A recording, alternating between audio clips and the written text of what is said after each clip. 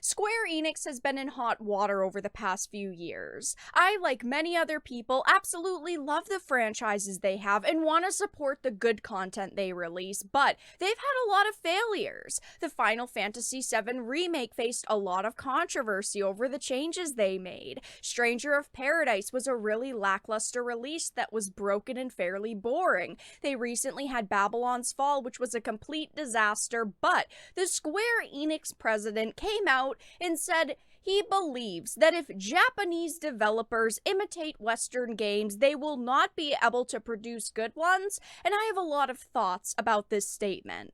I have a few things to show off, but before we get into the topic at hand, if you enjoy the content that I create, please make sure to subscribe to the channel and hit the notification bell. Follow me on social media like Twitter or mine so that you can see when my content is posted. And of course, if you do really enjoy the videos and the live streams that I create, please consider becoming a Dark Titan via Patreon for just $1 a month, or support the channel via YouTube memberships. All of the links are in the description, and of course, I do really appreciate all of the support.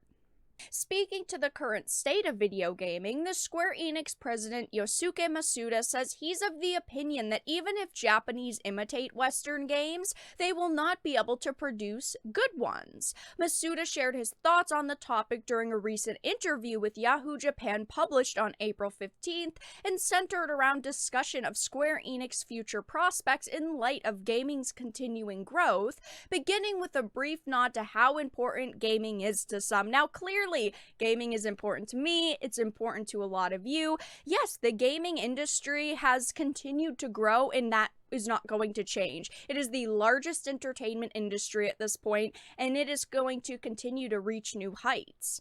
It says, "I believe that playing is a sign that one is a person," he opened the interview with. "As it is said that people are creatures of play, and without entertainment, I believe that the mind would die. I talk a lot here on the channel about how there are people that argue that games are bad for people and bad for young adults, and it corrupts minds, and it's a terrible thing. Gaming does so much positive and so much good in people's lives that I think that it's great when individuals start interviews like this talking about the good that gaming brings to the world. Of course, he's going to make some statements that I have a lot of thoughts on, but I think that this was a good way to start the conversation out. Continuing, he asserted his view that a game creator being dedicated to their vision affords any given title the highest probability of success, as that passion would resonate with like-minded players. "Our job is to continue to innovate the fun in entertainment," he explained. "So what is interesting? If we knew this, we would have no trouble. In the case of games, I think that if the creator has strong beliefs and persistence, there is a high probability that the game will succeed." I definitely agree with this statement. I think you can definitely tell when a team is very passionate about the project they're working on. I definitely think that when developers are working on a project they're excited for, they absolutely love, it shows in their work. We get releases that are ultimately better. So yes, I definitely think the interview started off well, and now it starts to veer off. He said, "If you intervene too much while the development team is hard at work because you are worried, it won't go well. You should not open the lid to the pot too many times or peek into the pot without permission just because you are concerned. So we think it is important to patiently wait for the developer, who is the cook, to make the food, except for the fact that they have a whole internalized ethics department who looks over the shoulder of developers and tells them to change content if it could be too offensive or if they can't have it in the game." So this is where I start to completely disagree with these statements. I do agree with this initial statement, but clearly that's not the truth at Square Enix. It goes on to say, though, that interestingly, however, even if Japanese imitate Western games, they will not be able to produce good ones. "The drawings of monsters and the visual and audio effects are all somewhat Japanese, and players around the world know that this is what makes Japanese games good. Overseas markets are important, but it is not enough to develop for them." The problem is that companies like Square Enix have changed their formula and have focused on catering to Western markets. I mean, look at the Chrono Cross remaster I've made a few videos on. They've decided to change so much content they think will be offensive to Westerners. They've removed gendered terms, censored clothing on characters, and the same thing happened with the Final Fantasy VII Remake. They toned down Tifa and changed her outfit because they didn't want her to be overly sexualized, and they even changed the Honeybee Inn. So while I agree with his statements, all they are at this point are words. Their actions don't line up with their comments. They've become so Western facing. Their market has become so large in the West, even though they're a Japanese company, they feel they have to follow the same guidelines some of these Western companies are following. He is saying exactly what they're not doing.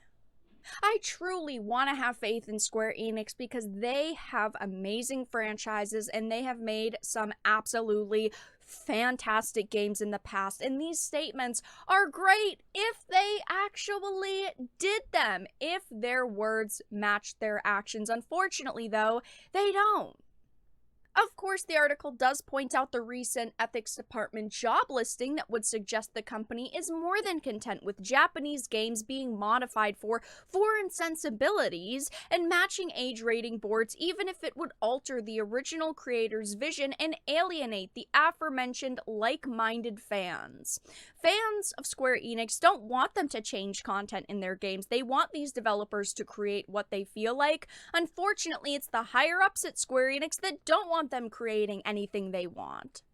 Another contradiction can be seen in how Square Enix is currently themselves tasking their own subsidiary, Luminous Productions, a Japanese developer through and through, with developing a Western-style game in Forsaken. Set to launch on October 11th for PC and PS5, Forspoken will see a young New York woman, Frey Holland, throw into the fantasy world of Athia, where she suddenly finds herself developing magical powers and must subsequently fight for survival amidst pursuit from the land's tyrannical rulers. Now, if we look at things like Grand Theft Auto, Elder Scrolls, Minecraft, those are the best-selling games, and they're from Western developers. So yes, I understand they'd look at these developers and titles to see what's being done, but they need to stick to their original ideas, and I wish that this Square Enix president was saying these things, and I was confident with what he was saying, that I actually believed what was coming out of his mouth. But at this point, I don't, and many other people don't. They are doing the opposite of what they're saying, and I hope that one day Square Enix goes back to what they were originally known for, just creating amazing games, creating the content that they wanted. But at this point, Square Enix has done a lot of bad, and they would have to do a lot of good to change people's perception of them. But that's all that I really had to discuss in this video. Let everyone know your thoughts in the comment section down below. If you enjoyed it, please make sure to give it a like, share it, and subscribe to the channel. And of course, if you didn't, make sure to give it a dislike. I appreciate your support either way, but I will talk to you all again in the next video really soon.